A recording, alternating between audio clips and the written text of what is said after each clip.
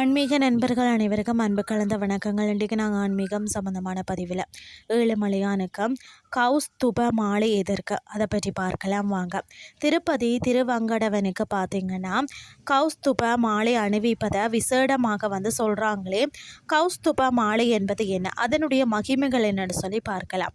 பார்க்கடலை கடைந்த போது கிடைத்த பொக்கிசங்களில் ஒன்றுதான் கௌஸ்துபம் எனும் ரத்தினம். திருமாலை அலங்கார பிரியன் என்று போற்றப்படுபவர் அணிகலன்கள் அணிவதில் மகிழ்வரான திருமால் கௌஸ்தூபத்தை ஏற்றுக்கொண்டாராம்.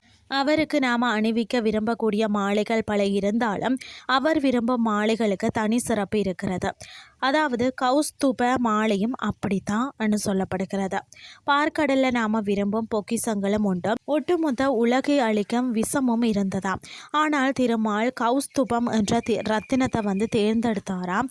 நாம் வாழும் உலகம் பார்க்கடல் போன்றதே. அதில் இருந்து நம்மளை உயர்த்தும் நன்னடத்தைகளை மட்டுமே தேர்ந்தெடுக்க வேண்டும். திருமாலுக்கு கௌஸ்துப மாலை அணிவிக்கப்படும் போதும் இந்த கருத்து தான் நம்மளுடைய மனதில் பழிச்சிட வேண்டும். இன்றைய ஆன்மீகம் சார்ந்த பதிவு உங்களுக்கு பிரயோசனமாக அமைஞ்சிருக்கும்னு சொல்லி நானும் நம்புகிறேன். இதே மாதிரி மற்றொரு ஆன்மீகம் சார்ந்த பதிவோடு உங்களை சந்திக்கிறேன். நன்றி.